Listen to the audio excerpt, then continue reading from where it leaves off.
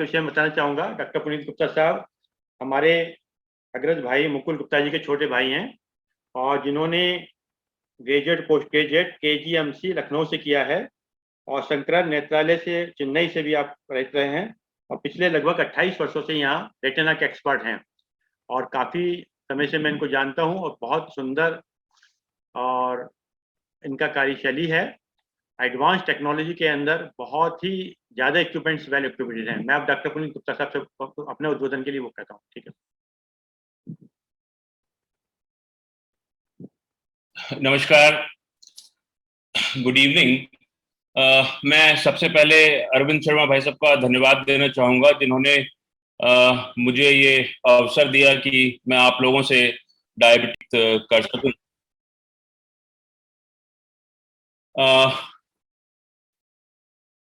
Medical profession में हम लोगों का एक जो मेन कार्य है वो बीमारियों को ठीक करना तो है ही है, उसके अलावा मेरे विचार से डॉक्टर्स का एक ये दायित्व भी बनता है कि हम बीमारियों के बारे में एक अवेयरनेस, एक जानकारी समाज में पैदा करें जिससे कि उनकी रोकथाम में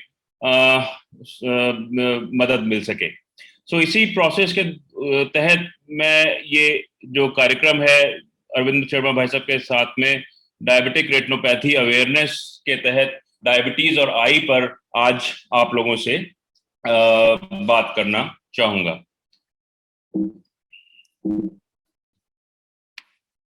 Diabetic retinopathy is the second commonest cause of vision loss after the cataract. ये कैटरेक्ट के बारे में मैं समझता हूँ कि सभी लोग जानते हैं।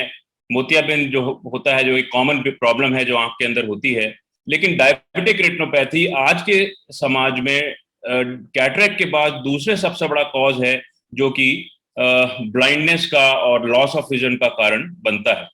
ये जो डायबिटिक रेटिनोपैथी है ये रेटिना यानी आंख के पीछे के हिस्से को इफेक्ट करती है और उसको परमानेंटली जो है वो डैमेज कर सकती है। Can you see my screen sir? Hello, साफ, बिल्कुल क्लियर सर, साफ है। ओके। ये जो डायबिटिक रेटिनोपैथी है ये आंख के पर्दे यानी रेटिना को अगर सही समय पर इसका इलाज ना किया जा सके तो आंख के पर्दे रेटिना को पूर्ण रूप से डैमेज भी कर सकती है। इससे पहले कि हम डायबिटिक रेटिनोपैथी के बारे में जाने, मैं एक छोटे से उससे बताना चाहूंगा कि आंख से हमारा देखने का काम आंख कैसे करती है। आंख के अंदर जो रोशनी की किरणें हैं वो इस प्यूपिल के द्वारा अंदर प्रवेश करती हैं और आंख के पर्दे के सेंटर में ये रेटिना का हिस्सा है जो कि जहां पे कि ये किरणें केंद्रित होती हैं, और जो सबसे सेंसिटिव हिस्सा होता है जिसको कि मैकुला बोलते हैं, यहाँ पर ये किरणें आके प्यूपिल से केंद्रित होती हैं और यहाँ इमेज बनती है। जो किनारे का हिस्सा यानी कि पेरिफेरल रेटिना है वो किनारे के हिस्से को देखने में मदद करता है, जबकि ये जो सेंट्रल हिस्सा है जिसको कि मैकुला बोलते हैं, जो कि सबसे सेंसिटिव हिस्सा होता है, ये मेनली रीडिंग, राइटिंग और फाइन विजन के देखने में कंट्रीब्यूट करता है। सो इस प्रकार से हमारी आंख जो है एक कैमरे की भांति देखने का कार्य करती है। डायबिटिक रेटिनोपैथी में ये जो रेटिना है जहां सारी किरणें जाके केंद्रित होती हैं, ये हिस्सा इस बीमारी में इन्वॉल्व होता है और दो प्रकार की स्थितियां हैं जिनकी कारण की डायबिटिक रेटिनोपैथी में विजन का लॉस होता है। पहला है डायबिटिक मैकुलर ईडमा और दूसरा है प्रोलिफरेटिव डायबिटिक रेटिनोपैथी। आइए जानें कि डायबिटिक मैकुलर ईडमा क्या होता है।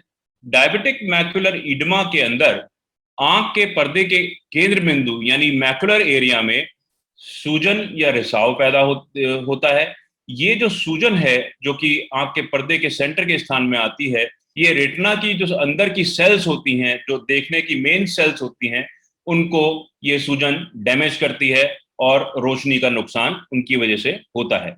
तो इस अवस्था को डायबिटिक मैकुलर ईडमा बोलते हैं। दूसरी जो अवस्था होती है that is proliferative diabetic retinopathy. Proliferative diabetic retinopathy में आंख के किनारे के हिस्से में यानी इस हिस्से के अंदर आंख के पर्दे पे खून की शिराएं जो होती हैं उनसे कुछ कमजोर शिराएं बनने लगती हैं और ये कमजोर शिराएं कुछ समय बाद अगर ना इनको चेक किया जाए तो इनसे ब्लीडिंग होने लगती है और इस आई बॉल के अंदर पूरे आई बॉल में ब्लीडिंग हो जाती है और खून भर जाता है, जिससे कि रोशनी पर्दे तक नहीं पहुंच पाती। इसी प्रोसेस के दौरान आंख के पर्दे पे खिंचाव पैदा होता है और कई बार ये खिंचाव आंख के पर्दे के हटने का कारण बनता है, जो कि एक बहुत ही सीरियस विजन थ्रेटनिंग कंडीशन है। तो ये स्थिति होती है प्रोलिफरेटिव डायबिटिक रेटिनोपैथी। अब जब हमें ये देखना है कि हमें आंख के अंदर कोई डायबिटीज के चेंजेस हैं या नहीं, तो इसके लिए आंख की पुतली को फैला के एक बूंद की दवा डाल के आंख की पुतली को फैलाया जाता है। जब आप किसी भी डॉक्टर के पास आते हैं आंखों के, और वो पुतली फैला के आंख के अंदर जो पर्दे की अवस्था है उसको एक विशेष इंस्ट्रूमेंट, जिसे कि इंडायरेक्ट ऑप्थेल्मोस्कोप बोलते हैं, उसके द्वारा आंख के पर्दे को देखा जाता है। इस इंडायरेक्ट ऑप्थेल्मोस्कोप के द्वारा हम आंख के पर्दे के सेंटर, ऑप्टिक नर्व और आंख के पर्दे के किनारे को पूर्ण रूप से देख सकते हैं। ये जो हिस्सा है ये ऑप्टिक नर्व का हिस्सा है, ये किनारे की रेटिना है, और ये जो सेंटर का स्थान है ये मैकुलर एरिया है, जहां पे सारी की सारी किरणें जाके केंद्रित होती हैं।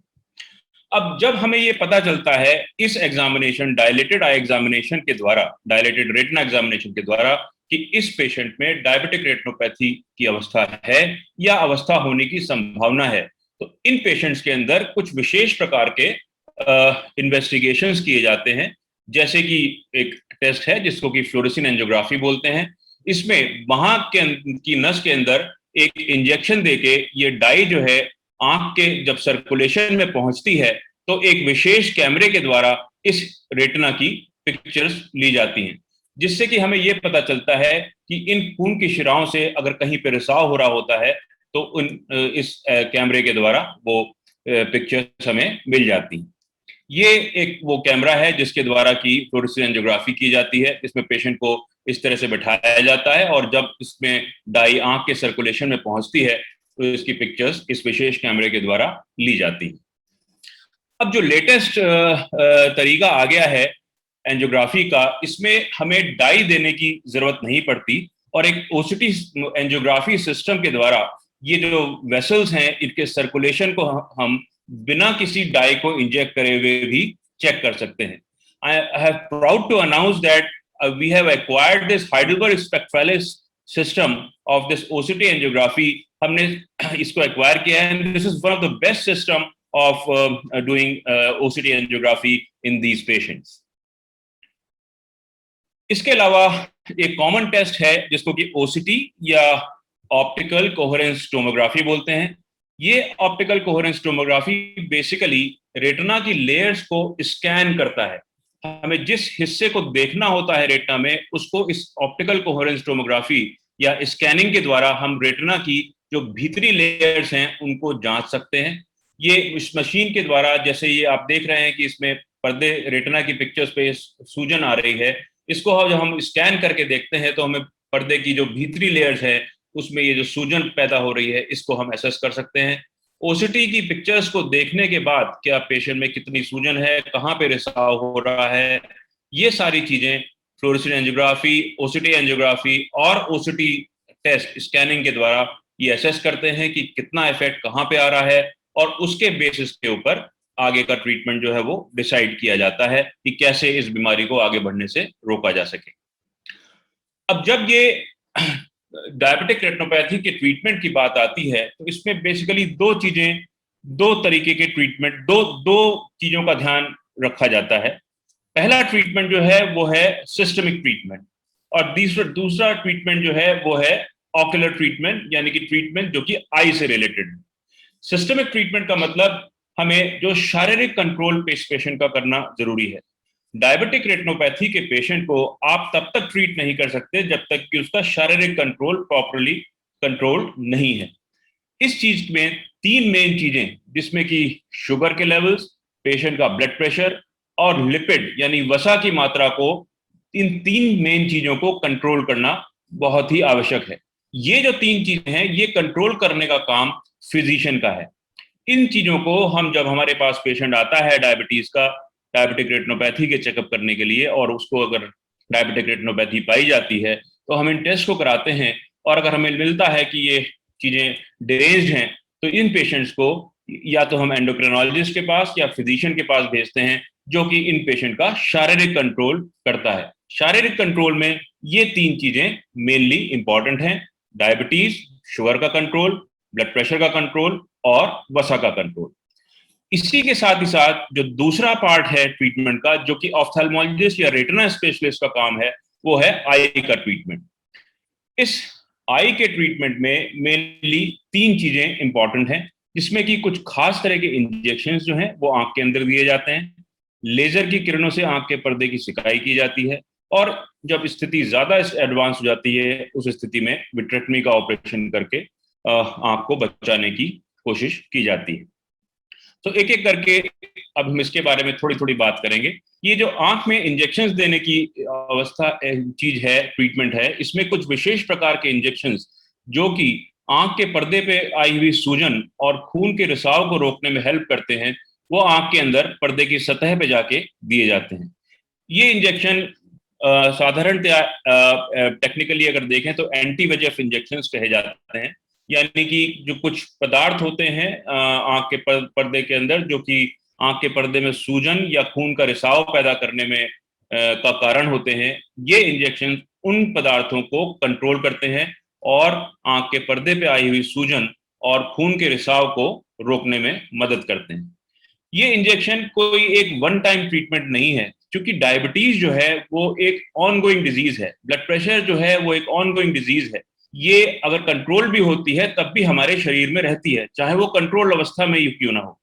इसलिए क्योंकि डायबिटीज एक ऑनगोइंग डिजीज है, इसलिए ये ट्रीटमेंट भी जो है वो रिपीटेड ट्रीटमेंट की जरूरत पेशेंट को पड़ती है। अगर हम इसमें ये कहें कि एक इंजेक्शन दे के पेशेंट का भला हो जाता है, ये गलत है।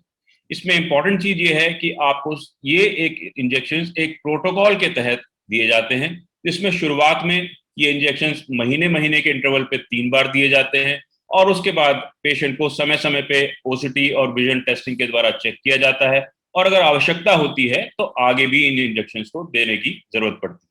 इन इंजेक्शन के साथ ही साथ आपको शारीरिक कंट्रोल भी अपना ठीक रखना आवश्यक है। इंजेक्शन कुछ प्रकार के इंजेक्शंस होते हैं, डिफरेंट कंपनी डिफरेंट इंजेक्शन है, उसमें से पेशेंट की स्थिति के अनुसार उनको हम चूज करते हैं कि क्या चीज पेशेंट को सूटेबल रहेगी। ये इंजेक्शंस जो हैं बहुत प्रिसाइज तरीके से आंख के अंदर दिए जाते हैं, तो इन इंजेक्शंस को ऑपरेटिंग माइक्रोस्कोप के अंडर में ऑपरेशन थिएटर में ही दिया जाता है। ये किसी साधारण तरह से इंजेक्शन नहीं दिए जाते। दूसरा जो ट्रीटमेंट है वो है लेजर फोटोकोगुलेशन का ट्रीटमेंट। लेजर फोटोकोगुलेशन में एक बूंद की दवा डाल के आंख को सुन्न कर दिया जाता है, और एक लेंस के द्वारा आंख के पर्दे पे किरणों से सिकाई की जाती है जहां जहां से खून का रिसाव या सूजन का रिसाव हो रहा होता है। ये एक नॉन ऑपरेटिव ट्रीटमेंट है, इसमें कोई कट नहीं लगता, सिर्फ एक बूंद की दवा को डाल के उससे पर्दे की सिकाई की जाती है। इसमें किसी ऑपरेशन की या भर्ती होने की आवश्यकता नहीं पड़ती। बेसिकली लेजर ट्रीटमेंट का जो उद्देश्य है वो है आंख के पर्दे पर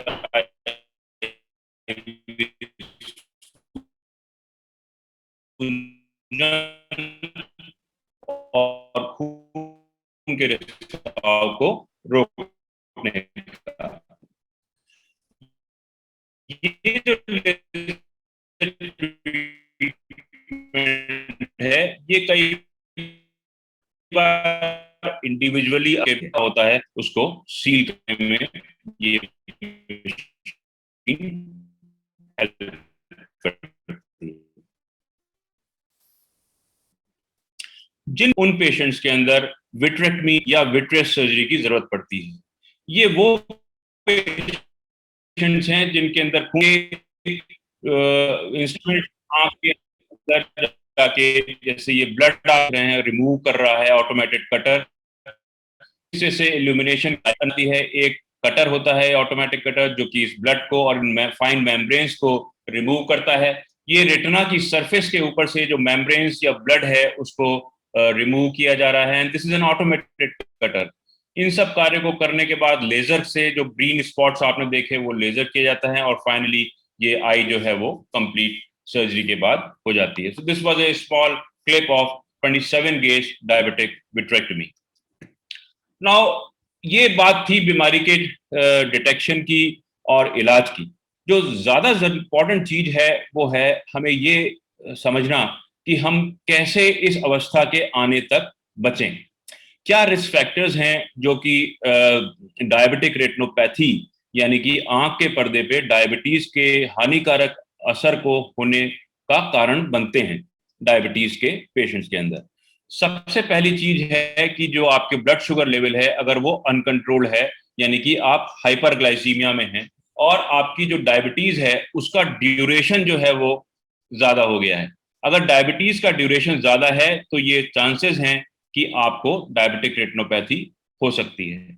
अगर आपकी डायबिटीज अगर आपकी डायबिटीज कंट्रोल भी है और उसमें ड्यूरेशन आपको ज्यादा हो गया है तब भी आपको डायबिटिक रेटिनोपैथी होने के चांसेस हो सकते हैं। तो वो पेशेंट्स भी जिनकी डायबिटीज कंट्रोल भी रहती है और उनका ड्यूरेशन अगर ज्यादा है मोर देन 10 years तो उनको अपना चेकअप डायबिटिक रेटिनोपैथी का कराते रहना चाहिए। और अगर आपकी स्थितियां अनकंट्रोल्ड हैं तब तो वो और ज्यादा जरूरी हो जाता है। डायबिटिक स्टेटस के अलावा जो दो इंपॉर्टेंट चीज जो मैंने आपको पहले भी बताई, एक है ब्लड प्रेशर। अगर डायबिटीज के पेशेंट्स में ब्लड प्रेशर बढ़ा हुआ है, क्योंकि डायबिटीज के पेशेंट्स के अंदर ये जो खून की शिराएं होती हैं ये वीक हो जाती हैं, और अगर ऐसी खून की शिराएं जो वीक हो चुकी हैं उसके अंदर अगर ब्लड प्रेशर बढ़ जाता है तो वो जो खून की शिराएं हैं वो ब्लीडिंग या हेमरेज का आंख के अंदर होने का कारण बनती हैं, जो कि एक सीरियस अवस्था होती है। और डायबिटीज के साथ ही साथ इसीलिए हमें हाइपरटेंशन का कंट्रोल यानी ब्लड प्रेशर का कंट्रोल भी जरूरी है। उसी प्रकार से सूजन के होने में, जो आंख के पर्दे पर सूजन आती है, उसमें लिपिड्स का बढ़ा होना भी एक कारण होता है जिसकी वजह से कि आंख का पर्दा डैमेज होता है। ऐसा देखा गया है कि फीमेल्स में मेल से ज्यादा डायबिटिक रेटिनोपैथी की संभावना होती है। जो प्रेग्नेंट लेडीज हैं, जब प्रेगनेंसी होती है उस समय अगर लेडी को पहले से प्रेगनेंसी है तो ये प्रेगनेंसी के दौरान डायबिटिक रेटिनोपैथी के एक्सेलरेट या बढ़ने के चांसेस हो जाते हैं। इस बात में कोई दो राय नहीं है कि अगर आप स्मोकर हैं, आप ओबीज हैं और आपको साथ में एनीमिया है तो ये तीनों के तीनों फैक्टर्स जो हैं ये आपकी आंख में डायबिटीज के रहते हुए डायबिटिक रेटिनोपैथी के होने में बढ़ने का एक बहुत मेन कारण है। पुअर मेटाबॉलिक कंट्रोल जैसे कि डायबिटीज का कंट्रोल, यूरिया क्रिएटिनिन का कंट्रोल, ये सब चीजें भी एक कारण है जिससे कि डायबिटिक रेटिनोपैथी आंख के पर्दे पे हो सकती है। Heredity also plays a very important role in occurrence of diabetic retinopathy. So ये सारे रिस्क फैक्टर्स हैं। इसमें अगर हम तीन रिस्क फैक्टर्स के ऊपर भी ध्यान दे दें तो हम डायबिटिक रेटिनोपैथी के होने से बच सकते हैं। तो डायबिटिक रेटिनोपैथी की प्रिवेंशन में तीन चीजें इंपॉर्टेंट हैं। पहली चीज है स्ट्रिक्ट ब्लड शुगर कंट्रोल, दूसरी चीज है ब्लड प्रेशर का कंट्रोल, और तीसरी चीज है लिपिड्स का कंट्रोल यानी कि आपके कोलेस्ट्रॉल वगैरह का कंट्रोल।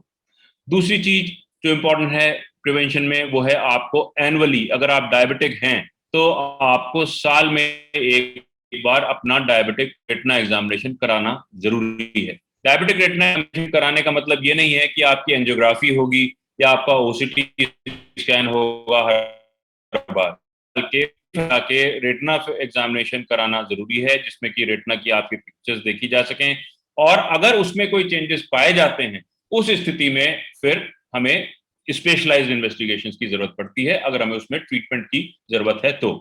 और ट्रीटमेंट के तौर पे तीन चीजें हैं, इंट्राविट्रियल एंटीवेजेफ इंजेक्शन जो आंख में इंजेक्शन दिए जाते हैं, लेजर फोटोग्राफी, और तीसरी चीज है विट्रेक्टमी सर्जरी जो कि एक एडवांस अवस्था में जहां पे कि आंख के पर्दे पे खून का रिसाव या पर्दा हटने की स्थिति बनती है, उस अवस्था में ये विट्रेक्टमी सर्जरी की जाती है। ये जो विजन लॉस डायबिटीज में है, this can be prevented by proper control of diabetes and the treatment at the right time. ये जो डायबिटिक रेटिनोपैथी की बीमारी है ये ऐसी बीमारी नहीं है जैसे कि मोतियाबिंद की बीमारी है कि जब आपने सहूलियत पाई तब उसका ऑपरेशन करा लिया। डायबिटिक रेटिनोपैथी के ट्रीटमेंट को अगर आपने टाइम पे नहीं कराया तो ये ब्लाइंडनेस का कारण बनती है। बट अगर आप इसको सही सीरियस बीमारी है लेकिन अगर इसको टाइम पे आप ट्रीट कराएं प्रॉपर तरीके से तो इसमें ब्लाइंडनेस नहीं होगी। ये तभी चीजें नुकसान करती हैं जब सही समय पर इनका डिटेक्शन ना हो पाए। सही समय पर डिटेक्शन के लिए जरूरी है कि आपका सही समय पर रेटिना एग्जामिनेशन अब ये एक छोटी सी मैं फिल्म आपको दिखाना चाहता हूं, जो बात मैंने आपसे कही कि सही समय पर रेटिना एग्जामिनेशन करके हम डायबिटिक रेटिनोपैथी को होने से कम्युनिटी में बचा सकते हैं। उसके लिए हमने एक छोटी सी पहल की है गाजियाबाद में, जिसमें कि हमने एक मोबाइल वैन के द्वारा, जिसमें कि हमने क्लाउड सिस्टम से एक कैमरा लगाया है जो कि कम्युनिटी लेवल पे वर्क करता है और डिफरेंट जगहों पे डोर स्टेप पे जाके लोगों की डायबिटिक रेटिनोपैथी को चेक करता है। आइए मैं doctor Puneet Gupta, retina specialist Ghaziabad, आपको डायबिटिक रेटिनोपैथी से संबंधित कुछ जानकारियां देना चाहूंगा। डायबिटीज हमारे देश में लगातार बढ़ती जा रही है और जिस प्रकार से डायबिटीज के रोगियों की संख्या बढ़ रही है, 2030 तक भारत विश्व में सबसे ज्यादा डायबिटीज के रोगियों वाला देश हो जाएगा। जैसे जैसे डायबिटीज बढ़ेगी, इससे संबंधित परेशानियां या कॉम्प्लिकेशंस भी बढ़ेंगे। यह एक अति चिंता का विषय है। ऑल इंडिया ऑफ्थेल्मोलॉजिकल सोसाइटी, जो कि पूरे देश में ऑफ्थेल्मोलॉजिस्ट, आई स्पेशलिस्ट की सबसे बड़ी संस्था है, उसने एक सर्वे किया जिसमें पाया गया कि 21.7% डायबिटीज के रोगियों को आंखों के पर्दे पे रेटिनोपैथी का रोग होता है। इसमें ज्यादा चिंता की बात यह पाई गई कि 22% लोग वर्किंग एज पॉपुलेशन यानी कि 40 से 50 उम्र की श्रेणी में थे। ये किसी भी समाज व देश के लिए अति चिंता का विषय है। आइए जानें कि डायबिटिक रेटिनोपैथी क्या है। डायबिटिक रेटिनोपैथी आंख के पर्दे पर आवश्यक है, साधारण करनी चाहिए। डायबिटीज के बीमारी की सही डायबिटिक रेटिनोपैथी के कारण अपनी रोशनी खो देते हैं। लेकिन एक पॉजिटिव बात यह है कि यदि इस बीमारी का सही समय पर उपचार हो पाए तो अंधेपन से बचा जा सकता है। बीमारी की सही रोकथाम के लिए बीमारी का सही समय पर डिटेक्शन जरूरी। अमेरिकन एकेडमी ऑफ ऑप्थेल्मोलॉजी के अनुसार टाइप 1 डायबिटीज के मरीजों में पहली जांच बीमारी के 5 साल तक तथा टाइप 2 डायबिटीज के मरीजों में जब भी बीमारी का पता चले तब ये डायबिटिक रेटिनोपैथी की जांच की जानी चाहिए। उसके बाद प्रति वर्ष आंख के पर्दे या रेटिना या फंडस टेस्ट होना आवश्यक है। साधारणतः यदि आपको डायबिटीज है तो साल में एक बार रेटिना स्पेशलिस्ट से फंडस या रेटिना पर्दे की जांच अवश्य कराएं। लेकिन इन सब बातों की सत्यता यह है कि अमेरिका जैसे डेवलप्ड देश में भी लगभग 50% डायबिटीज के मरीज किसी प्रकार की रेटिना जांच नहीं करवाते। तो हम समझ सकते हैं कि हमारे देश की स्थिति कोई बेहतर नहीं होगी। इस कारण लाखों डायबिटीज के मरीज अंधेपन का शिकार हो रहे हैं। इसका प्रमुख कारण अपनी बीमारी के बारे में जानकारी का ना होना तथा उसकी जांच की सुविधा तक ना पहुंच पाना इसका मेन कारण है। हम जो भी कुछ इस बीमारी की रोकथाम के लिए कर रहे हैं, वह पॉपुलेशन में इसकी पूरी तरह से रोकथाम में कारगर नहीं हो पा रहा है। इसकी अवेयरनेस, सही समय पर रेटिना की जांच डायबिटीज के मरीजों की हो सके, इसके लिए हमें कुछ नया सोचना होगा। टेलीऑफ्थेल्मोलॉजी इसका एक आंसर हो सकता है। मैं 25 साल से रेटिना स्पेशलिस्ट की प्रैक्टिस कर रहा हूं और हमारे पास डायबिटीज का मरीज तभी आता है जब उसकी रोशनी पर असर पड़ना शुरू हो चुका होता है। जब तक मरीज आता है तब तक बीमारी बहुत बढ़ चुकी होती है और कई बार अंधेपन को बचाना भी संभव नहीं हो पाता है। इन्हीं विचारों के साथ हमने एक नए concept door step retina checkup की मोबाइल सर्विस लेकर आए। इसमें टेलीमेडिसिन एक रेटिना कैमरे के द्वारा आंख के पर्दे की डिजिटल पिक्चर्स एक मोबाइल वैन से हमारे सेंटर पर इंटरनेट क्लाउड सिस्टम के द्वारा भेजी जाएंगी। सेंटर पर रेटिना स्पेशलिस्ट रेटिना की इमेजेस को तभी के तभी एनालाइज करके रिपोर्ट कर सकेगा कि मरीज के पर्दे पर डायबिटीज का असर है या नहीं। यह रेटिना की इमेजेस व रिपोर्ट मोबाइल वैन में ही प्रिंट या डिजिटल फॉर्मेट में मिल सकेंगी।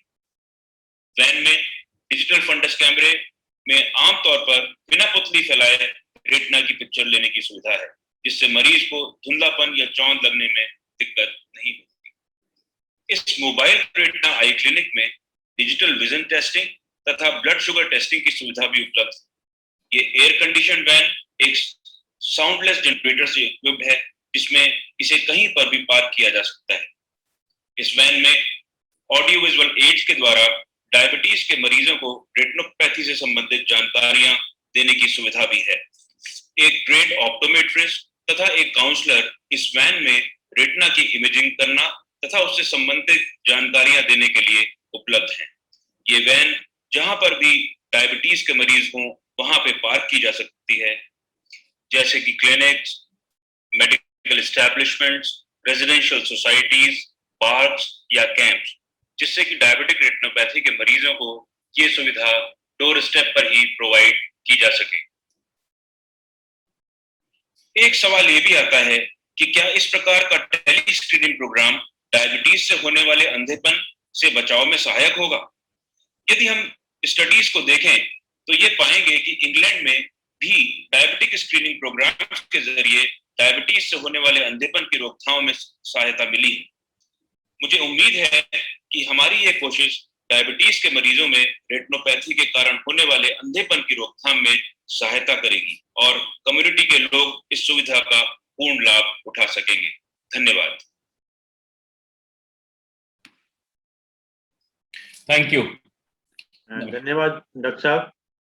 आज बहुत अच्छी तरीके से हमारे बीच में आपने सारे सवालों को रखा और हम समझते हैं कोई सवाल तो शेष नहीं है और अब हमारा प्रश्न काल है। साथियों, आदरणीय हम दिग्विजय सिंह साहब से कहेंगे जरा खोल लीजिएगा। दिग्विजय सिंह साहब, हाँ दिग्विजय सिंह साहब कहाँ हैं? साउंड दिग्विजय सिंह साहब खोल लीजिएगा अपने को। आज हमारे यहाँ जो टाइम 7 बजे का है वो 7 बजे का टाइम हमने एग्जाम कर दिया है। प्रश्न काल में 7 बजे से पहले भी चल सकते हैं और 7 बजे के बाद भी चल सकते हैं। तो आज जब तक हमारे प्रश्न रहेंगे तब तक डॉक्टर साहब हमारे बीच में मौजूद रहेंगे। आप कोई भी अपना प्रश्न पूछ सकते हैं, अनम्यूट करके पूछ सकते हैं। तो कोई भी व्यक्ति अपने आप को अनम्यूट करें और अपना प्रश्न पूछ सकते हैं। मैं आदरणीय दिग्विजय सिंह साहब से निवेदन करूंगा, जरा खोली साउंड खोली दिग्विजय सिंह साहब। आपको शायद ध्यान होगा 50वीं लेक्चर पे आपने कुछ बोला थे 2 शब्द, आज 72वीं है, आप 2 शब्द बोलिएगा फिर प्रश्न काल स्टार्ट कराते हैं। आदरणीय दिग्विजय सिंह साहब।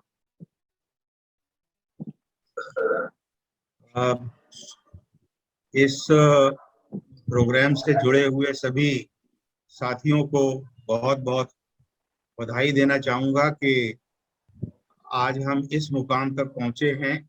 ये संभव हो सका है हमारे अरविंद शर्मा जी के अथक प्रयासों से और मैं बहुत ही उनकी तारीफ करूँगा कि जिस प्रकार से वो संचालन करते हैं, एकदम डॉट समय पर प्रोग्राम शुरू होता है और डॉट पे वो खत्म होता है और वो प्रश्न काल भी उसमें सम्मिलित होता है। तो ये बहुत ही मुश्किल काम है जो बखूबी हमारे अरविंद शर्मा जी कर रहे हैं, जिसकी वजह से सारे जो वक्ता हैं वो इसमें जुड़े हुए हैं और बहुत अच्छे अच्छे प्रोग्राम होते हैं। आज हमारे डॉक्टर साहब ने जो हम लोग को बताया डायबिटीज का जो असर आंखों के ऊपर हो सकता है, हमें लगता है कि इस उम्र में, जिस उम्र में हम लोग हैं, कई एक लोग इस बीमारी से हो सकता है पीड़ित भी हो और नहीं तो उसके जोन में तो जरूर आते हैं।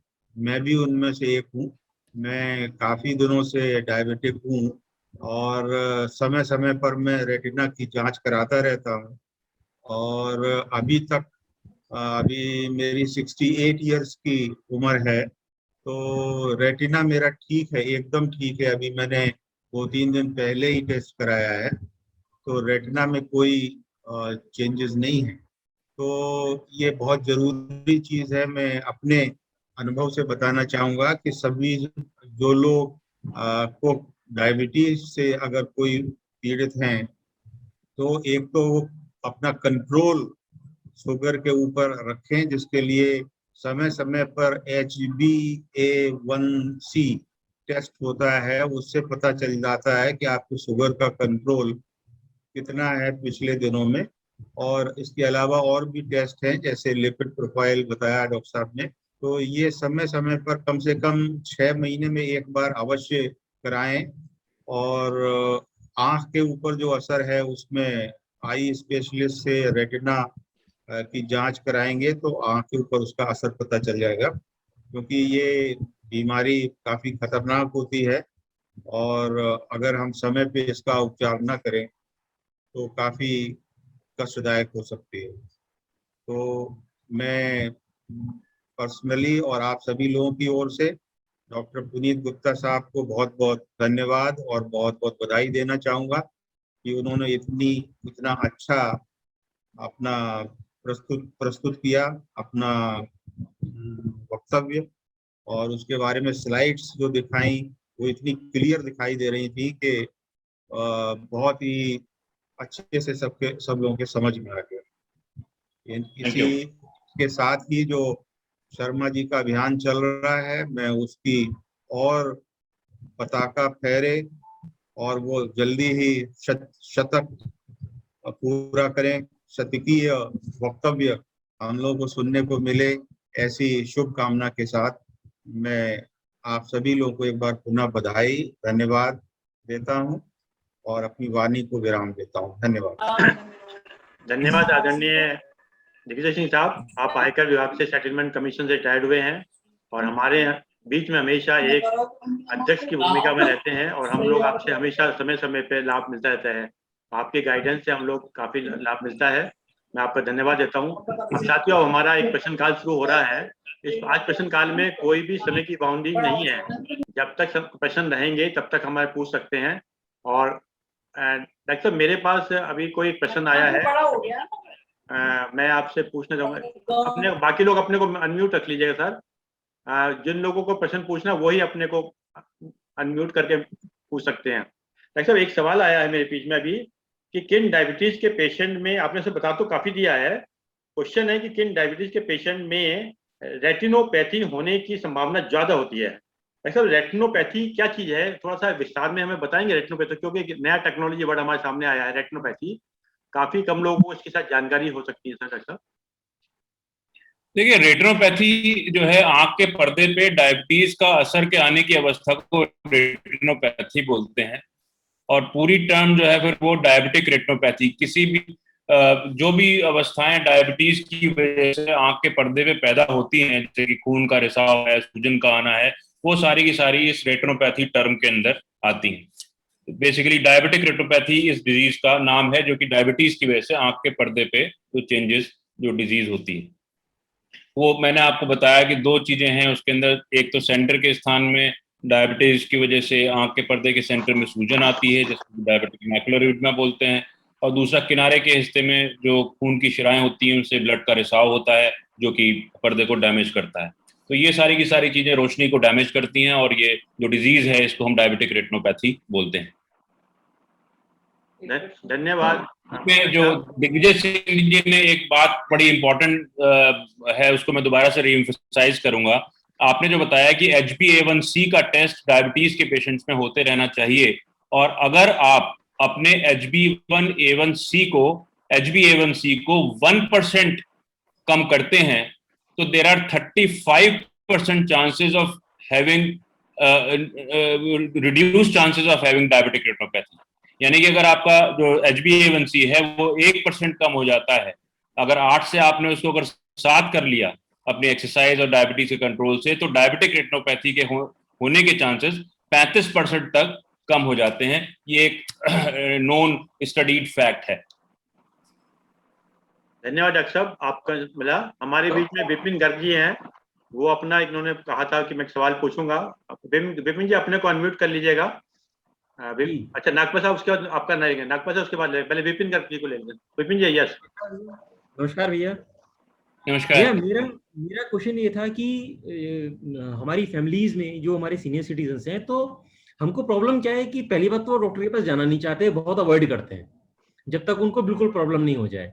तो इसके जो अर्ली सिम्टम्स हैं, जो अर्ली आइडेंटिफिकेशन है, जिससे कम से कम जैसे हम लोग ये समझ सकें कि हमारे पेरेंट्स को हो सकता है ये प्रॉब्लम हो। तो पहली बात तो ये कि अगर वो डायबिटिक है तो रिस्क पर है, और दूसरी प्रॉब्लम क्या होना शुरू होगी जब हम आपके पास आए। देखिए विपिन जी, इसमें सबसे जो एक इम्पॉर्टेंट बात है डायबिटीज का, जो डायबिटिक रेटिनोपैथी के अंदर जब पेशेंट को सिम्टम शुरू हो जाते हैं, यानी कि धुंधलापन होना, धब्बे का दिखाई देना, ये स्टेज तक पहुंचना गलत है। अगर पेशेंट को डायबिटिक रेटिनोपैथी इस स्टेज तक हो गई है कि पेशेंट ये कह रहा है कि मुझे धब्बे आ रहे हैं, दैट मीन्स कि डायबिटिक रेटिनोपैथी एडवांस हो गई है। और अनफॉर्चुनेट बात यह है डायबिटिक रेटिनोपैथी में, पेशेंट हमारे पास आता ही तब है जब उसे धब्बे दिखाई देने शुरू हो जाते हैं या उसकी रोशनी कम हो जाती है। हमें अगर डायबिटिक रेटिनोपैथी को टाइमली ट्रीट करना है, इफेक्टिवली ट्रीट करना है, तो हमें उस स्टेज से पहले उसको डिटेक्ट करना है। ये बात और है कि हमारे पास में उसको कंट्रोल करने की सुविधाएं हैं, लेजर है, इंजेक्शन है, सर्जरी है, बट डायबिटिक रेटिनोपैथी में चाहे आप कितनी भी मोडालिटीज को यूज कर लीजिए, आप पेशेंट का विजन अगर उसको एक बार डायबिटिक रेटिनोपैथी हो गई है किसी भी स्टेज पे, उसको बिल्कुल नॉर्मल नहीं कर सकते। This is not like cataract कि आपने कैटरैक्ट रिमूव किया और उसकी पेशेंट की रोशनी जो है वो नॉर्मल आ गई। डायबिटिक रेटिनोपैथी में एक बार अगर रेटिना की सेल्स डैमेज हो गई तो उनको हम जिला नहीं सकते। सो इसलिए ये बहुत इंपॉर्टेंट है कि सिम्टम्स होने से पहले पेशेंट डॉक्टर के पास पहुंचे, और उसके लिए जरूरी ये है कि समय समय पर जो पेशेंट भी हाई रिस्क है, हाई रिस्क पेशेंट कौन है, जिसको कि टाइप 1 डायबिटीज है और 5 साल से ज्यादा हो गई है। टाइप 2 डायबिटीज के पेशेंट को पहली बार में ही जैसे ही उसकी डिटेक्ट करना चाहिए। और मैं कहता हूं आप ये भूल जाइए कि आपको टाइप 1 है या टाइप 2 है।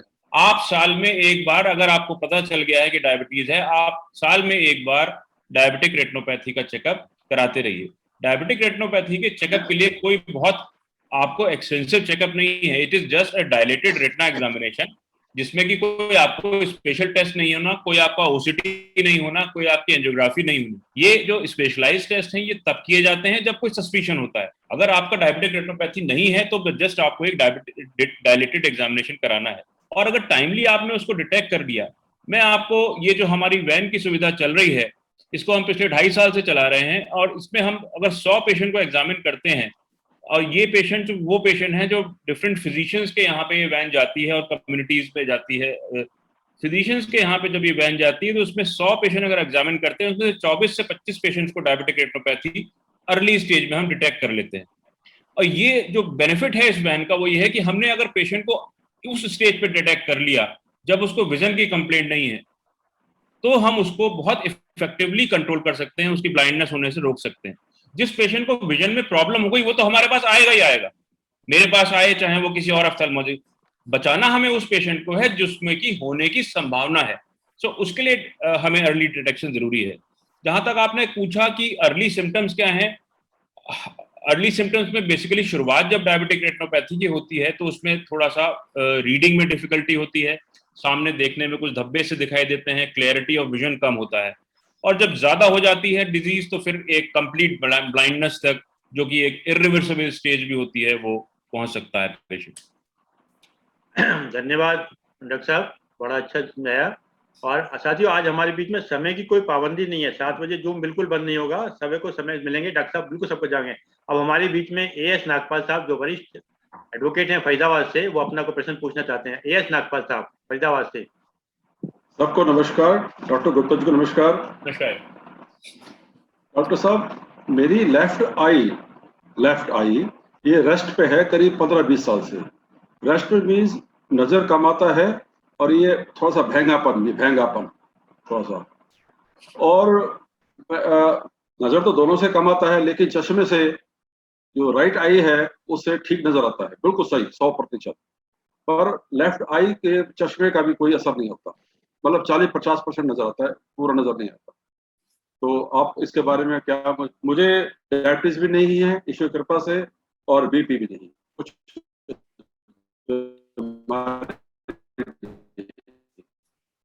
आपकी आवाज थोड़ा सा मुझे कम सुनाई दे रही है, बट जितना मैंने सुना है उसमें देखिए ऐसा है कि आपने जैसे बताया कि एक आंख से आपको काफी समय से कम दिखाई दे रहा है, तो अब बिना एग्जामिन करे कुछ बात कहना बड़ा मुश्किल है। लेकिन ऐसा जैसे कि आप बता रहे हैं कि एक आंख में काफी कम समय से दिखाई दे रहा है और इसमें भेंगापन भी आ गया है, तो भेंगापन जो है वो उन्हीं आंखों में आता है जिसमें कि रोशनी काफी समय से कम रहती है। अब ये देखने वाली चीज है कि ये रोशनी में कमी किस कारण से है। कई बार पैदाइशी तौर पे भी चश्मे का नंबर होता है, और वो चश्मे का नंबर अगर नहीं लगा है तो वो आंख एक्टिव काम नहीं करती और वो टेढ़ी हो जाती है। तो अगर ये बहुत पुरानी चीज है तब इसको रिवाइव कर पाना मुश्किल है। लेकिन हाँ, अगर कोई ऐसी चीज है जिसमें कि किसी डिजीज की वजह से ऐसा हुआ है, चाहे वो कैटरेक्ट हो या, तो उसको करेक्ट करके विजन बेटर किया जा सकता है। बट जिस तरह की स्थिति आप बता रहे हैं कि आपको काफी समय से प्रॉब्लम है, तो ये मुझे लगता है कि एक आंख एक तरह से सुस्त हो गई है ये, जिसमें कि विजन का प्रॉब्लम आपको है। बट आई थिंक एक बार आपको डिटेल्ड एग्जामिनेशन कराना चाहिए, तभी एक किसी नतीजे में पहुंचा जा सकता है। धन्यवाद डॉक्टर साहब। तो एक अभी सवाल पूर्ण हुआ सर, एक मिनट शर्मा जी। हाँ बिल्कुल पूछिए, बिल्कुल पूछिए। हाँ डॉक्टर साहब, ऐसा था कि ये जो भैंगापन है मेरा, क्या ये जी। दूर हो सकता है, इसको हाँ, सही हो सकता है? जी हाँ, जी हाँ जी, सर्जरी करा के आपका ये जो स्क्विंट करेक्शन सर्जरी होती है, उससे ये आपकी जो टेढ़ापन है वो स्ट्रेट हो जाएगा। तो ये फॉरएवर होता है या कुछ टाइम के लिए होता है? जनरली अगर पेशेंट का विजन कम है तो कुछ पेशेंट्स के अंदर ये दोबारा आने के चांसेस होते हैं कुछ सालों में, लेकिन जैसे कि आपकी स्थिति है इसमें मुझे लगता है कि ये कारगर रहेगा। अच्छा, ठीक है, शुक्रिया, थैंक यू। ठीक है डॉक्टर साहब। अब हमारे बीच में हमारी माता जी सब प्रश्न पूछने आई हैं। माता जी पहले पूछिए सब प्रश्न। माता जी नमस्कार। हाँ, मैं ये कह रही हूँ, मेरे ना पढ़ते पढ़ते जैसे रामायण पढ़ रही हूँ तो अक्षर दिखने बंद हो जाते हैं। फिर मैं उसके बाद में मतलब मैं फिर बीपी की गोली खाऊंगी तब वो उसको पढ़ पाऊंगी या रेस्ट करूंगी, ये हो जाता मेरे को। और एक आंख से तो कम दिखता है, मेरी दोनों ही आंख बन गई होंगी। एक तो आपने बनाई थी, उससे तो मेरा दिख रहा आएगा, और ये इधर वाली से लेफ्ट वाली से नहीं दिख रहा आएगा, मतलब कम दिखता है। ये है। ये आप एक चश्मा आपने लास्ट कब चेक कराया था? ये आखिरी अभी कराया, थोड़े दिन हुए मुझे। अच्छा, अगर चश्मा आपका ठीक है तो ज्यादा प्रॉब्लम इसमें नहीं होनी चाहिए, लेकिन आपने ये जो बताया कि आपको ब्लड प्रेशर की गोली खाने के बाद में जो है दिखाई देने लगता है, ये एक ध्यान देने वाली चीज है कि क्योंकि अगर आपका बीपी बढ़ रहा है और उसकी वजह से रोशनी में कमी आ रही है, तो ये एक बार इसमें आपको ब्लड प्रेशर के हिसाब से भी अपना चेकअप कराना चाहिए। क्योंकि ब्लड प्रेशर अगर बढ़ रहा है और फिर रोशनी में कमी आ रही है और वो दवा खा के ठीक हो जा रही है, ये अपने आप में एक इंडिकेशन देता है कि भाई ये ब्लड प्रेशर की वजह से प्रॉब्लम हो रही है। तो उस लिहाज से इसको एक बार चेक कराइए। चश्मा अगर बहुत समय हो गया है तो एक बार दोबारा से चेक कराइएगा। कई बार ऐसा होता है कि ग्लासेस के नंबर में चेंजेस की वजह से भी ये प्रॉब्लम आपको हो सकती है, अगर टेम्परेरीली हो रही है तो ये। ठीक है डॉक्टर साहब। मेरी माता जी डेली क्लासेस ज्वाइन करती हैं, मेरे साथ ही बैठती हैं वो हमेशा। जी। ये हो जाए। अब हमारा अगला सवाल हमारे बीच में उनका आया था, संदीप गोयल साहब वो पूछना चाह रहे थे। संदीप गोयल जी हैं हमारे बीच में। संदीप गोयल साहब कर लीजिएगा सब। संदीप गोयल जी, संदीप गोयल जी कोई? हाँ, वागीश शर्मा जी। वागीश शर्मा साहब अपना अनम्यूट कर लीजिएगा। वागीश शर्मा जी अपने आपको।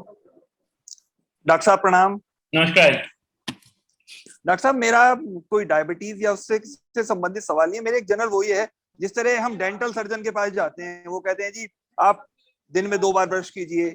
कान वाले के पास जाते हैं हम, कान वाले जो डॉक्टर होते हैं वो कहते हैं आप इसमें ये डालिए। तो क्या हम आंखों के लिए भी क्या कोई जनरल आप कोई प्रेस्क्राइब करेंगे कि इतने दिन बाद, या कोई पर्टिकुलर जो मतलब जिसकी क्लियर वो है कि आपको ये डालना चाहिए ये नहीं? जैसे पुराने जमाने में कहते थे कि आंख में सुरमा और दांत का मंजन रोज करो और नाक में उंगली कान में तिनका मत करो, ये एक कहावत थी, मुकुल जी जानते हैं। तो क्या अब आंखों की सुरक्षा के लिए एक जनरल, चाहे वो बच्चे हों या हमारे जैसे समकक्ष, उनके लिए क्या आप एडवाइस करेंगे? क्योंकि जैसे कि पहले कहते थे माताजी पिताजी हमारे के जी गुलाब जल डालो, अब तो वो सब चीजें तो खत्म हो गई क्योंकि वो सब एडल्ट्रेटेड हो गई। तो क्या अब इस परिप्रेक्ष्य में क्या आप सजेस्ट करेंगे सर? देखिए, ऐसा है कि आंखें जो हैं वो शरीर का एक अंग है जी। शरीर के किसी भी अंग में अगर कोई बीमारी होगी तो उसमें से कुछ बीमारियों का असर आंख पे भी होगा, चाहे वो डायबिटीज हो, चाहे वो ब्लड प्रेशर हो, चाहे वो एज रिलेटेड चेंजेस हो, या और ट्यूबरकुलोसिस हो। तो सबसे बड़ी चीज तो यह है कि हमें अपने शरीर को स्वस्थ रखना है। अगर हमारा शरीर आमतौर पे स्वस्थ है तो आंखें भी स्वस्थ रहेंगी, एक्सेप्ट उन चीजों के अलावा जो कि एज की वजह से हो रही हैं, जैसे कि कैटरेक्ट वगैरह। जहां तक किसी दवा का सवाल है, ऐसी कोई दवा एक्चुअल में नहीं है जिसको कि हम ये कह दें कि जी आप इसको डालते रहिए। एलोपैथी में तो नहीं है, कुछ होम्योपैथी में दवाएं लिखी जाती हैं, सिनेरिया है या ये, बट हम लोग उस पैथी को नहीं समझते, तो मेरा एक साइंटिफिक फोरम पे उसको कहना ठीक नहीं होगा। लेकिन एलोपैथी में ऐसी कोई दवा नहीं है जिसको कि हम ये कह दें कि जी इसको डालते रहिए, इससे स्वच्छ आंख आपकी ठीक रहेगी। जनरली हम लोग, अगर कोई हमसे ये पूछता है कि भाई क्या दवा मैं डाल लूं रेगुलर बेसिस पे जो कि सेफ हो, तो हम उसमें कुछ लुब्रिकेंट या आई ड्रॉप्स होती हैं जो कि टीयर्स सब्स्टिट्यूट्स होते हैं, उनको हम प्रिस्क्राइब करते हैं, जिसका कि पर्पस ये होता है कि वो थोड़ा सा आंखों को कंफर्टेबल रखती हैं और उससे आंखों की एक जनरल क्लीनिंग हो जाती है। बट इस टीयर सब्स्टिट्यूट से हम ये सोचें कि ये बीमारियों को ठीक करती है, तो ऐसा नहीं है। आंखों की बीमारियों की बात मैं कर रहा हूँ। तो ये बेसिकली कोई ऐसी चीज नहीं है। बट हाँ, ये है कि एक हेल्दी लाइफस्टाइल अगर है तो वो बॉडी जैसे हेल्दी आपकी रहेगी तो आंखें भी जनरली हेल्दी रहेंगी। बट कोई एक दवा स्पेसिफिकली हम कहें कि हाँ हम कोई है हमारे पास, तो ऐसा एलोपैथी में नहीं है जिससे कि हम प्रिवेंटिव वो कर सकें। ये चीज जरूर है कि जो एज रिलेटेड चेंजेस हैं उसमें कुछ एंटीऑक्सीडेंट कैप्सूल्स होते हैं, गोलियां होती हैं, जो कि उन पेशेंट्स को जिनमें की एज रिलेटेड चेंजेस होने की संभावना रेटिना पे होती है, उनमें हम लोग प्रेस्क्राइब करते हैं, जो कि रेटिना के डिजेनरेशन को आगे होने से कुछ हद तक मदद करता है। बट ऐसा अगर कोई आई ड्रॉप्स या कोई कैप्सूल रेगुलर बेसिस पे प्रेस्क्राइब करना का है तो वो ऐसी चीज कोई नहीं है। Thank you sir, thank you. Doctor साहब, एक प्रश्न अभी आया है मेरे पास में, पेशेंट को कैसे पता चलता है कि उसे आंख के पर्दे या रेटिना पर डायबिटीज का असर आ गया है? जैसे आपने काफी हद तक क्लियर कर दिया था, पर अभी पेशेंट आए। देखिए, सिम्टम्स के तौर पे तो मैंने आपको बताया कि आंख के पेशेंट जब डायबिटीज का असर आंख के पर्दे पे आता है तो पेशेंट को धुंधलापन देखना शुरू हो जाता है, आंख के आगे कुछ धब्बे से आने लगते हैं, किसी एक हिस्से में देखना बंद हो जाता है। तो ये तो सिम्टम्स के तौर पे होता है। बट अगर एग्जामिनेशन किया जाए तो उसमें फिर हम लोग कुछ स्कैन, ओसीटी स्कैन या एंजियोग्राफी वगैरह करके देखते हैं। उसमें हमें एग्जामिनेशन पे चेंजेस मिलते हैं डायबिटिक रेटिनोपैथी के, कि किस हिस्से से खून का रिसाव हो रहा है, कहाँ पे सूजन आ रही है, उसके आधार पे डायग्नोसिस बनाई जाती है। धन्यवाद। मेरे ख्याल से मुकुल गुप्ता जी हाथ खड़ा कर रहे हैं, पूछ लिया, अनम्यूट कर लीजिए मुकुल जी। हाँ चलिए पूछिए। हाँ, मैं धन्यवाद अरविंद जी। मैं डॉक्टर साहब से एक बात कहना चाहूंगा कि अभी डॉक्टर साहब ने एक मशीन मंगाई है, हेडलबर्ग स्कैन सिस्टम, जो थोड़ा सा इन्होंने शुरू में जिक्र भी किया था कि बहुत ही एडवांस सिस्टम है। जैसा मुझे इन्होंने बताया था कि ये पूरे एनसीआर में 3 ही जगह हैं अभी लगी हुई, एक medical all India medical institute में है, एक श्रॉफ में है, कि हाँ इन्होंने मंगा के लगाई है। और बहुत उसका मतलब पूरे मैं समझता हूँ कि कोविड पीरियड में डॉक्टर साहब ने बड़ी मेहनत करके इस मशीन को प्रिक्योर किया है, समझा है, ट्रेनिंग ली है, और कई बार उन्होंने आके इनको समझाया है, बताया है। तो इस मशीन के फायदे क्या हैं और हमारी गाजियाबाद या आसपास की जनता को इससे क्या फायदा होगा, क्योंकि काफी महंगी मशीन है ये, तो इसको लगाने से हम क्या सर्विसेज एडिशनल दे पाएंगे, ये थोड़ा सा विस्तार से बताएं तो मेरे ख्याल से सभी लोग जो हमारे पार्टिसिपेंट्स हैं वो और उनके और जानने वाले लोग भी फायदा उठा सकेंगे इस चीज का। क्योंकि जनता को पता नहीं होता, पेशेंट को पता नहीं होता कि आप ही के सिटी में इतनी अच्छी फैसिलिटी है, और फिर आप इधर उधर धक्के खाते हैं और परेशान होते हैं। ऑल इंडिया इंस्टीट्यूट में दिखाना भी बहुत बहुत मुश्किल काम है, हर एक के बस की बात नहीं होती है। तो किस तरह से हम इसका उपयोग कर सकते हैं? धन्यवाद। ये जो मशीन अभी हमने एक्वायर करी है, ये हाइडेलबर्ग स्पेक्ट्रालिस सिस्टम के नाम से जानी जाती है। This is one of the best OCT और imaging system for the retina and eye. ये एक किसी भी रेटिना स्पेशलिस्ट का एक ड्रीम होता है कि वो हाइडेलबर्ग सिस्टम पे काम कर सके।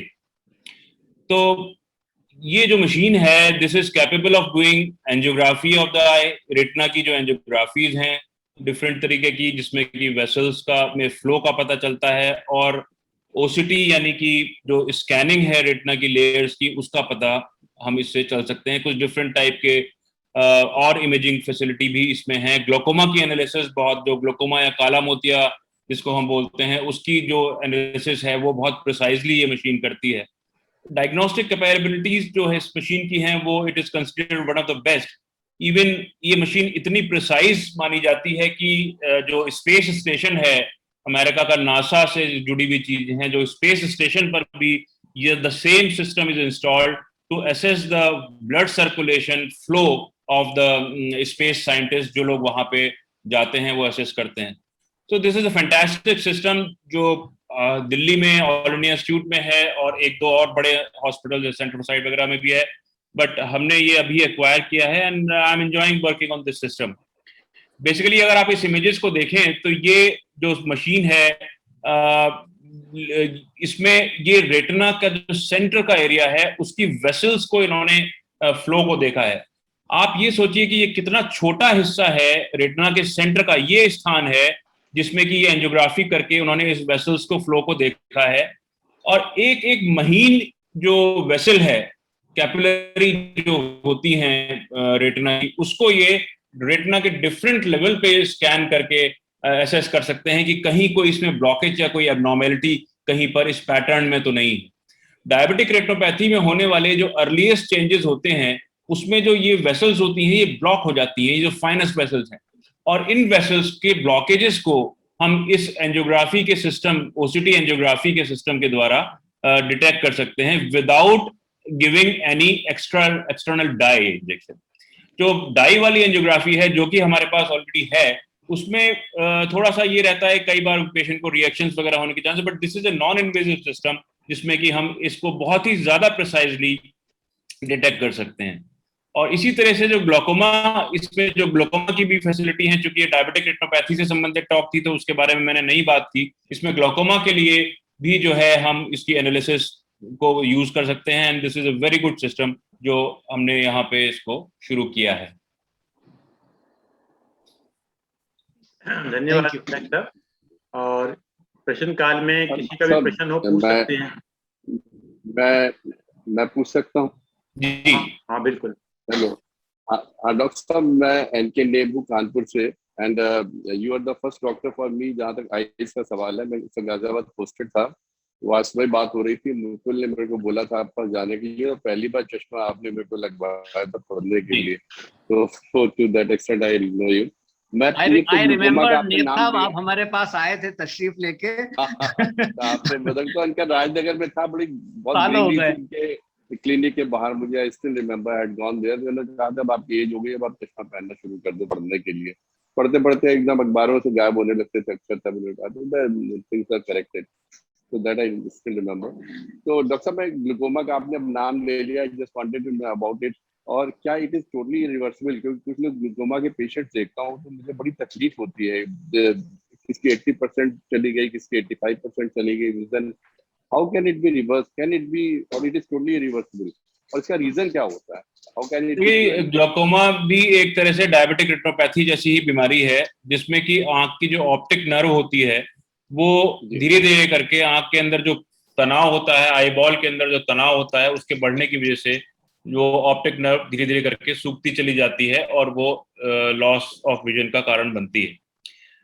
अनफॉर्चुनेट बात यह है कि ग्लूकोमा में जो नर्व एक बार डैमेज हो गई उसको हम वापस नहीं जिला सकते, लेकिन ग्लूकोमा को प्रिवेंट आगे होने से, मतलब उसमें लॉसेस ना हो, उसके लिए हमारे पास में मेडिसिन और ट्रीटमेंट, सर्जिकल ट्रीटमेंट, मैं ऐसे नहीं कहना चाह रहा, ऐसे हम उसको प्रिवेंट कर सकते हैं। मतलब लेकिन ग्लूकोमा में जो लॉस ऑफ विजन ऑलरेडी हो जाता है उसको वापस कर पाना जो है वो संभव नहीं होता। लेकिन हाँ, अगर समय पे ट्रीटमेंट अगर आदमी करता है तो ग्लूकोमा में प्रोग्रेशन जो लॉस ऑफ विजन का होता है वो नहीं होता, अगर प्रॉपर ट्रीटमेंट पेशेंट ले रहा है तो।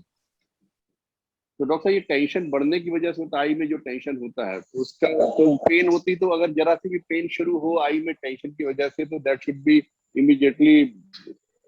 देखिए, ग्लूकोमा जो है वो दो तरीके का होता है मेनली। एक ग्लूकोमा होता है जिसको कि एक्यूट ग्लूकोमा बोलते हैं साधारण भाषा में, और एक होता है क्रॉनिक ग्लूकोमा।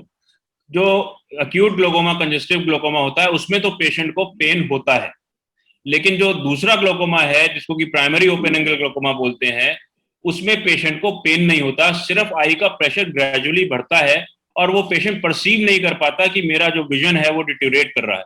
उसको पता तब चलता है जब एक significant amount of optic nerve जो है वो डैमेज हो जाती है। इसीलिए किसी भी पेशेंट, और ज्यादातर ये जो बीमारी पाई जाती है ये 40 इयर्स के बाद कॉमनली ज्यादा होती है।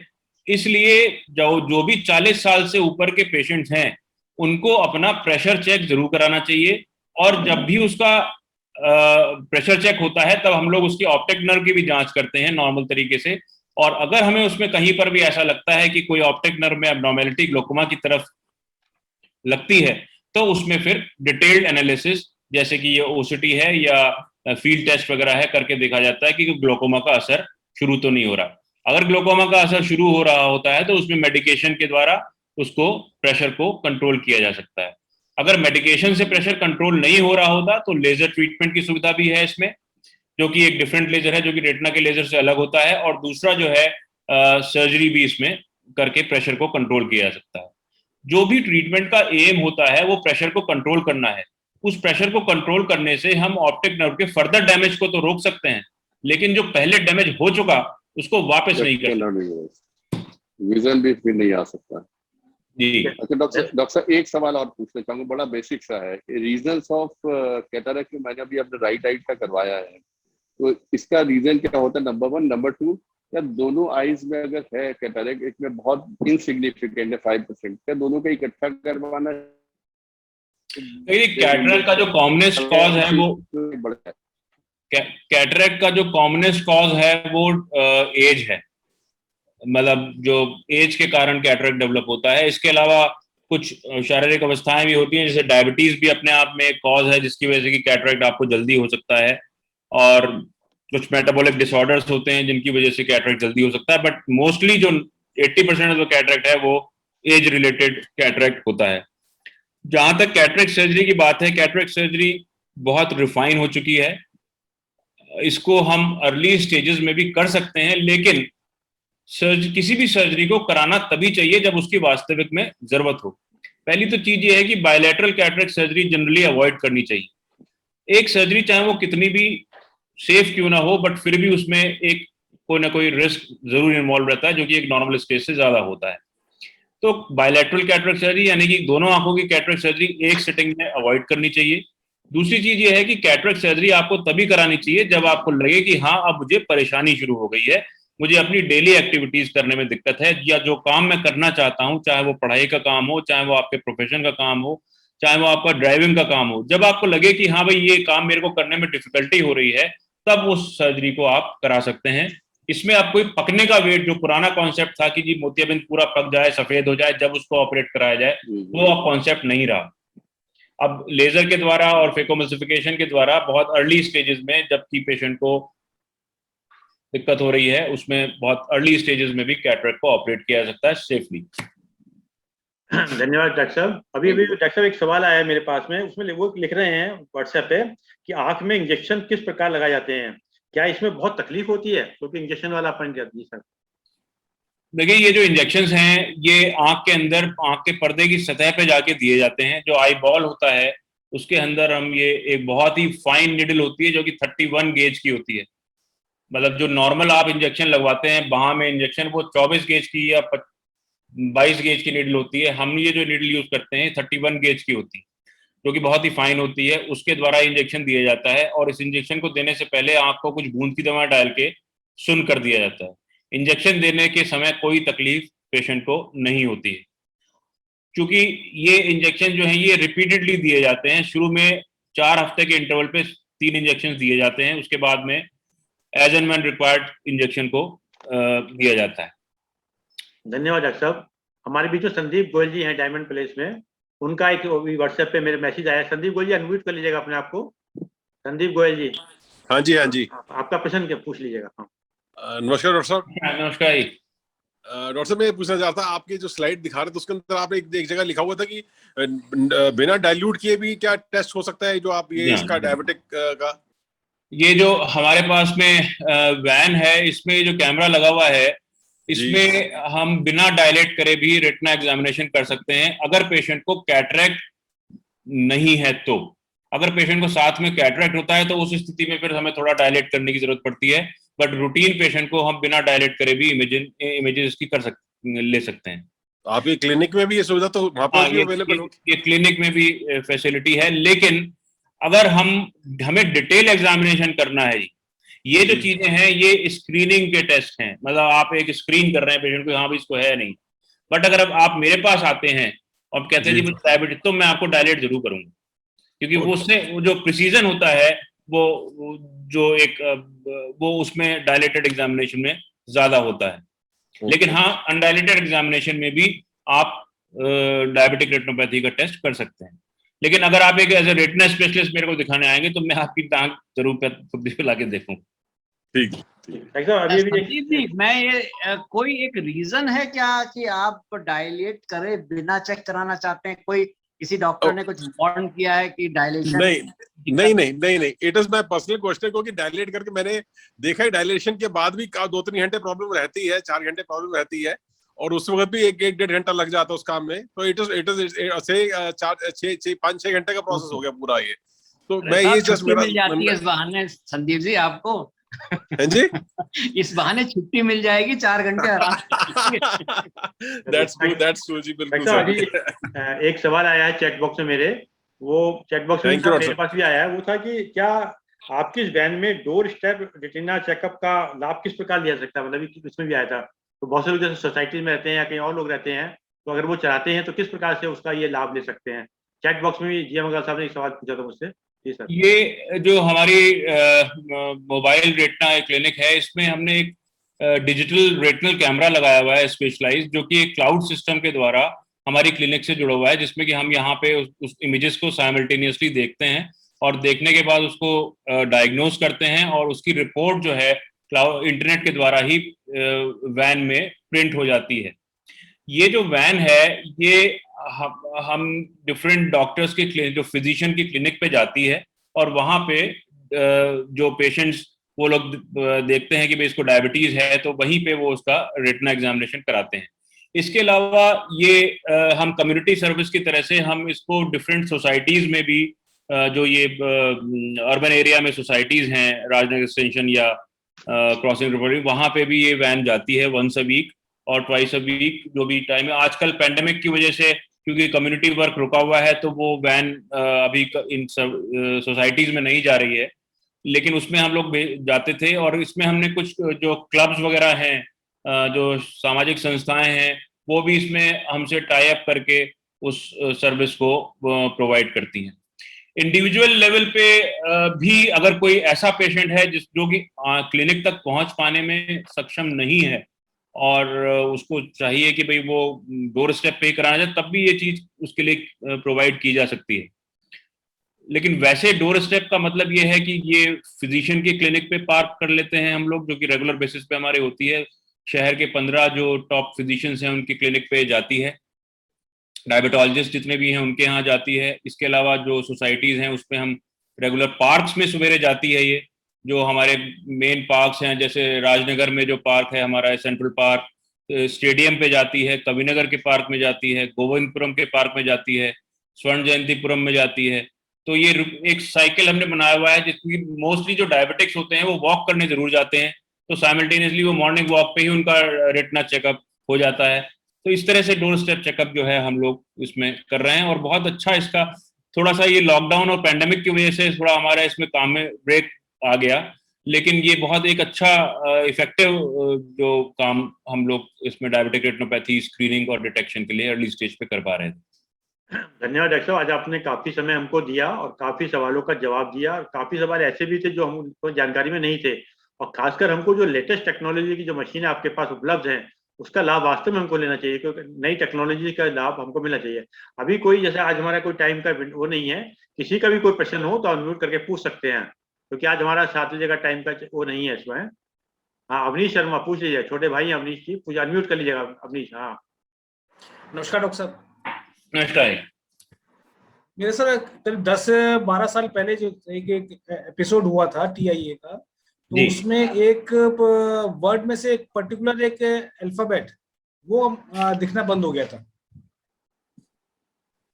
जैसे एयरटेल है तो एयरटेल में एक आई दिखना बंद हो गया, लेकिन पूरा का जैसे अल्फाबेट वो समझ में आ रहे थे। तो ये एपिसोड मेरे को 10-12 साल पहले हुआ था। उसके बाद में मेरा ब्लड थिनर चल रहा है रेगुलर बेसिस पे, और उसके बाद में एक बार और हुआ था। तो उसके में मैं क्या करता हूँ, उसमें करीब आधा घंटा लाई डाउन करता हूँ रिलैक्स पोजीशन में, तो बाद में फिर वो नॉर्मल हो जाता है। देखिए, ये जो आपका चीज आप बता रहे हैं कि ट्रांसिएंट इस्कीमिक अटैक है, TIA, बेसिकली ये सर्कुलेशन, जो रेटिना का सर्कुलेशन है उसमें किसी न किसी वेसल में ब्लॉकेज टेम्परेरी होने की वजह से है। बेसिकली ये जो चीज है 2 वजह से होती है।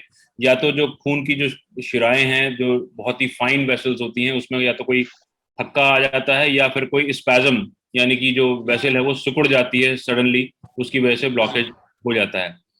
अब ये जो चीज है, ये कुछ टेस्ट करे जाते हैं इसमें, जैसे कैरोटिड एंजियोग्राफी है, इको है, और इसके अलावा कुछ पैथोलॉजी के टेस्ट हैं, जैसे जिसमें लिपिड प्रोफाइल या होमोसिस्टीन वगैरह के टेस्ट हम लोग करते हैं, जो कि कुछ ऐसी शारीरिक अवस्थाओं के बारे में जानकारी देता है जिसकी वजह से कि ये स्पैज्म या ब्लॉकेजेस हो सकते हैं।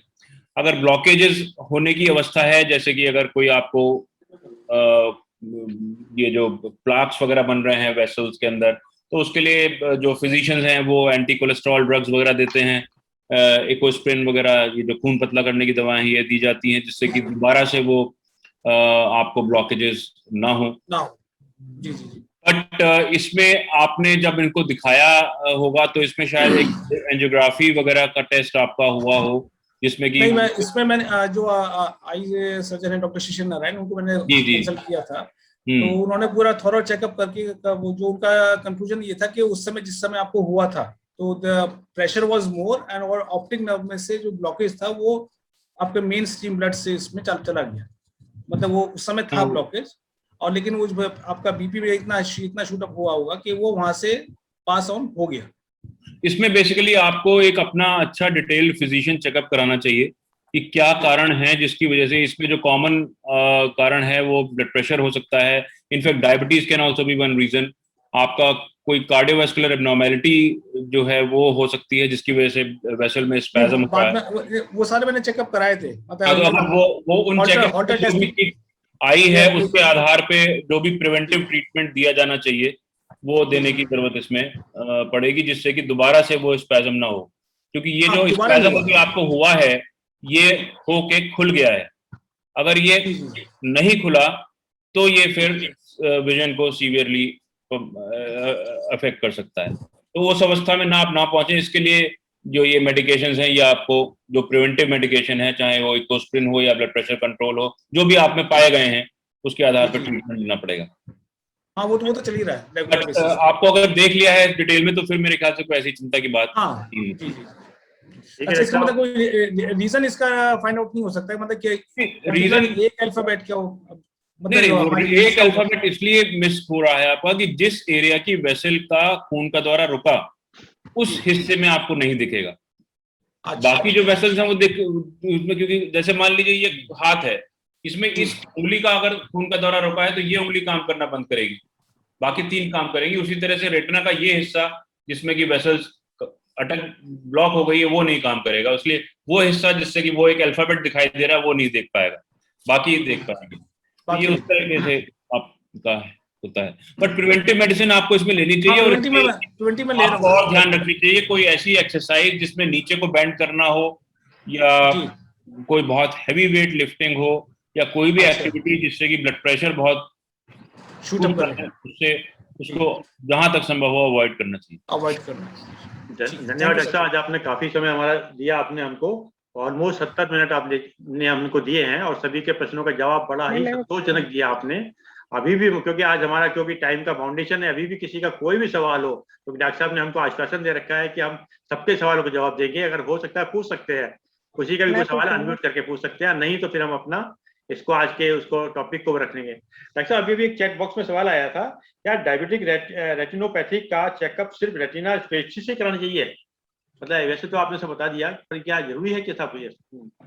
देखिए, ऐसा है कि डायबिटिक रेटिनोपैथी का चेकअप कराने के लिए रेटिना स्पेशलिस्ट के पास स्पेसिफिकली जाने की जरूरत नहीं। जी। कोई भी ऑफ्थेल्मोलॉजिस्ट डायलेट करके आपकी रेटिना को चेक कर सकता है और ये देख सकता है कि उसको डायबिटिक रेटिनोपैथी है या नहीं है। लेकिन अगर कोई सस्पिशन है या अगर डायबिटिक रेटिनोपैथी पाई जाती है तो उससे आगे का इलाज जो है वो रेटिना स्पेशलिस्ट करेगा। लेकिन एक चेकअप के लिए आप किसी भी ऑफ्थेल्मोलॉजिस्ट के पास जा सकते हैं, बट डायबिटिक रेटिनोपैथी को देखने के लिए आमतौर पे डायलेटेड रेटिना एग्जामिनेशन, जिसमें कि पुतली फैला के चेक किया जाना चाहिए, वो किया जाना चाहिए, चाहे वो कोई भी ऑफ्थेल्मोलॉजिस्ट करे। लेकिन अगर उसमें कोई सस्पिशन है या कोई डायबिटिक रेटिनोपैथी पाई जाती है, उस स्थिति में जो नेक्स्ट काम है वो रेटिना स्पेशलिस्ट करेगा, वो नॉर्मल ऑफ्थेल्मोलॉजिस्ट उस काम को नहीं कर सकेगा। धन्यवाद डॉक्टर साहब। डॉक्टर साहब, मेरे मन में 2-3 सवाल आए थे, अब मैं भी पूछ लूं सवाल? सब अब तो सब पूछ सकता हूँ जी सर। तो एक सवाल तो मेरे मन में ये आया कि जैसे आज के टाइम में ना भाप लेते हैं, तो भाप लेते वक्त में क्या मैं अपनी आंखों को बंद कर लूं, या कई बार आंखों में भाप चली जाती है, तो इसमें क्या करना चाहिए मुझे? जैसे कहते हैं भाप लेनी चाहिए आज के टाइम में। मेरे ख्याल से भाप से तो कोई ऐसा नुकसान आंख में नहीं होना चाहिए। ठीक ठीक। भाप तो एक मतलब क्लीन चीज ही है। दूसरा छोटा सवाल ये डॉक्टर कि बहुत से लोग कहते हैं जैसे कि आंखों में पानी के छींटे मारने चाहिए, कहते हैं इससे छींटे मारने से जो है आंखें मजबूत होती हैं और इसका वो जो निकलता है, क्या ये कॉन्सेप्ट कोई पुराना है या इसको हम कर सकते हैं? आई थिंक आंखों को साफ करने में 1 या 2 बार छींटे मारने में कोई नुकसान नहीं है। आंख साफ रखने, किसी भी अंग को साफ रखना एक अच्छी बात है। अगर आप उसको वॉश करते हैं तो उसमें जो डिस्चार्जेस हैं आंख के अंदर, जो कीटाणु है वो वॉश हो जाते हैं, कंफर्टेबल हो जाती है, आंख क्लीन हो जाती है। बट ये जो कुछ लोग सोचते हैं कि हफ्ते वो घंटे भर में वॉश करते रहो, उसका भी कोई मैं नहीं समझता कि खास रोल है। जी सर, धन्यवाद। तो एक छोटा सवाल और है, जैसे कि अक्सर हमने देखा है कि रात के वक्त में जैसे बच्चे या हम लोग भी कभी कभी लाइट बंद कर देते हैं, फिर भी मोबाइल को देखते रहते हैं, तो क्या उस वक्त की जो रेंज होती है आंखों को क्या ज्यादा डैमेज करने वाली होती है? क्योंकि हम लोग देखा कि खैर कई बार मैंने अपनी माताजी को भी कहा कि आप लाइट खोल कर उसको मोबाइल चलाइएगा, तो क्या वो ज्यादा डैमेज करती है इस वक्त में? क्या देखिए जी, डिजिटल जो ये यूवी लाइट इससे निकलती है, जितने भी हमारे कंप्यूटर्स हैं और मोबाइल स्क्रीन्स हैं, इसका कुछ असर पड़ता है आंखों के ऊपर। लेकिन ये चीजें अभी थोड़ा सा डिस्प्यूट में है, साइंटिफिकली इसको कोई प्रूव नहीं कर पाया है। लेकिन हाँ ये जरूर है कि क्योंकि आप किसी एक बहुत पास की चीज पे बहुत लंबे समय तक अगर आप फोकस करते हैं तो आपकी आईज पे स्ट्रेन ज्यादा पड़ता है, चाहे वो मोबाइल स्क्रीन हो, चाहे कंप्यूटर हो, चाहे जो भी डिजिटल डिवाइसेस। तो अगर आप बहुत पास किसी चीज को लगातार देख रहे हैं तो उससे आई स्ट्रेन पड़ेगा। इसका एक तरीका क्या है कि आप जब भी कोई डिजिटल स्क्रीन यूज करते हैं तो 20-20-20 का एक रूल माना जाता है हमारे यहाँ, जो हम लोग साधारणतः एडवाइस करते हैं पेशेंट को। उसका रूल का मतलब ये है कि अगर आप कंप्यूटर का इस्तेमाल कर रहे हैं, कोई डिजिटल डिवाइस यूज कर रहे हैं, तो हर 20 मिनट बाद 20 सेकंड के लिए 20 मीटर के डिस्टेंस पे देखना चाहिए। अब ये जो 20 मीटर का डिस्टेंस है ये हर समय संभव नहीं होता, बट अगर आपके कमरे में कोई खिड़की है तो उससे 20 मीटर देख लीजिए। उसकी वजह क्या है कि जब आप डिस्टेंस पे देखते हैं तो आपकी जो आईज हैं वो रिलैक्स हो जाती हैं, जो आई के अंदर की मसल्स हैं वो रिलैक्स हो जाती हैं। तो इसलिए 20 मिनट। और दूसरा क्या है कि जब आप किसी डिजिटल डिवाइस को बहुत लंबे समय तक देखते हैं तो आपकी ब्लिंकिंग रेट जो है वो कम हो जाता है। ब्लिंकिंग रेट कम होने से ड्राइनेस होने लगती है, आंख सूखने लगती है। तो ये जो एक है कि भाई 20 मिनट पे 20 सेकंड के लिए 20 मीटर के डिस्टेंस पे, तो 20-20-20 का एक फॉर्मूला है जिसको कि अगर आदमी ध्यान रखे तो कंप्यूटर यूजर्स और ये जो डिजिटल स्क्रीन यूजर है इसमें आई स्ट्रेन से और नुकसान से बचा जा सकता है। 20 मीटर कमरे में बैठ के पॉसिबल नहीं है, बट इवन इफ अगर आप कमरे में बैठ के भी डिस्टेंस की दीवार पे देख लेते हैं वो भी रिलैक्स करेगी। बहुत बहुत धन्यवाद डॉक्टर साहब, बहुत अच्छा लगा। 75 मिनट्स आपने नॉन स्टॉप आपने बोल के सबका सवालों को जवाब दिया। मैं नहीं समझता कि अब किसी का कोई सवाल ना हो। 35 से 40 लोग आज पार्टिसिपेंट थे, अभी भी मतलब 19 लोग रह चुके हैं। सभी का सवालों का जवाब बड़ा संतोषजनक दिया। ऐसा जैसे हम लोग लैपटॉप यूज करते हैं तो क्या जरूरी है कि उसमें कोई फोटोजेनिक चश्मा लगा के यूज करें या कोई और चीज करें, अगर हमारी आईसाइट ठीक भी है मतलब तब भी? मतलब देखिए ऐसा है कि कुछ यूवी प्रोटेक्शन लेंसेज आते हैं जिनसे कि जो ये अल्ट्रा जो रेज इससे निकलती हैं डिजिटल डिवाइसेस, उनको कुछ हद तक प्रिवेंट किया जा सकता है।